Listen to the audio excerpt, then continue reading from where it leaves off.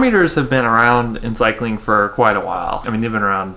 as long as I've been alive, probably. But they've gotten progressively way cheaper over the years. Now you can get a used power meter for a few $100. You can get a new one for less than $1,000, or even like $500 or $600, I think, for some of the more economical ones. And most people understand that they can be a very useful tool. Thank you, Charlie. Most people understand that they can be a very useful tool for assessing your training, assessing your fitness, monitoring your progress over time, making sure you do your workouts or all your training sessions as efficiently as possible. But I think that a lot of people, when they first consider getting a new power meter, they might maybe not be sure how to use it if they get one, or once they get one, they might be daunted by all of this new data that they're getting and not know how to use it. So in this video, I want to just very briefly touch on I think the three kind of first basic steps that you can take to using a power meter as a training tool if and when you get one. The very first thing you can do is to not change anything at all about your training and just pay attention to that data as it's coming in and just do what you'd normally do, but watch your power as you're doing it, not all the time just staring at your power meter, but check it while you're riding some and look at it afterwards and recall how your training session went and how it felt. The second thing you can do is use the data that you collect after the first several rides or the first few weeks of training with the power meter and kind of come up with an increasingly accurate picture of how intense you should be riding when you're doing different types of workouts. So basically nailing down your training intensities and what your target power would be at those intensities, or what a lot of people will call zones, so like establishing your zones. And then the third step would be to use those zones or use those training intensities and your target powers to try to optimize your training by being more efficient and getting more of the desired stress that you want when you're doing a particular type of workout, and doing it more efficiently so you're not creating too much kind of accessory stress that's not contributing to the progress that you're trying to make.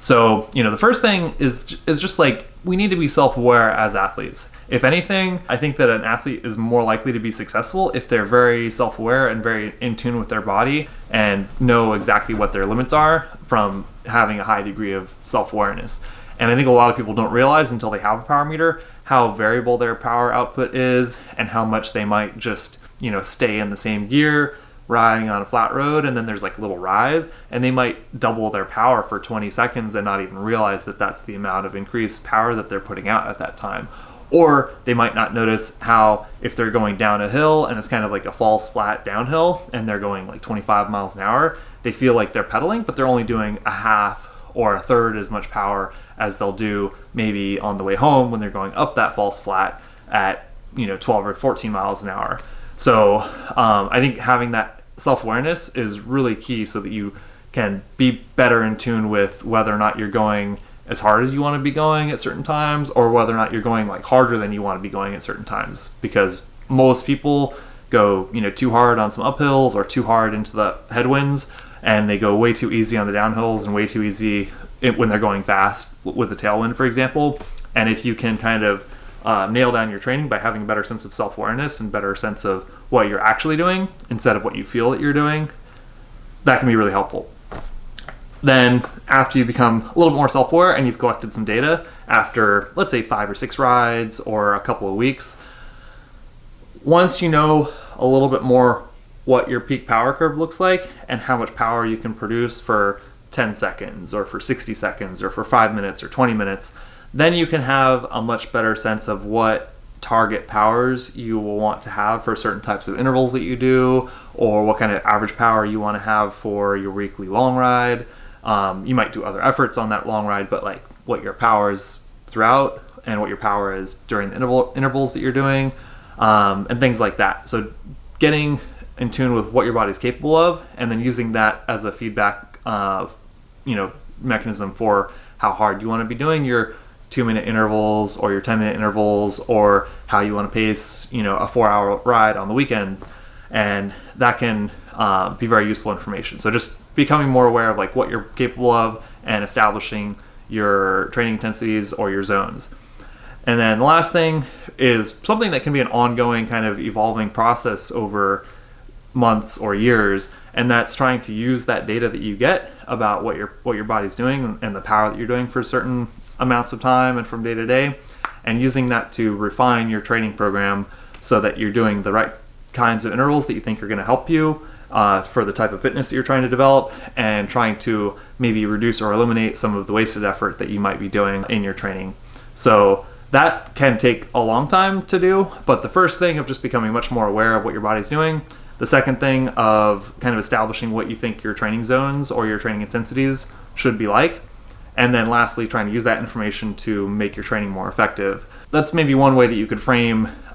learning to use your power meter, learning more about what your body's doing, and then trying to continually learn how to make your training better with this new tool that you have, which in this case is the power meter. It can be very powerful, but if you don't learn how to use it well, it's just kind of like an expensive gadget that gives you some fun numbers to look at. But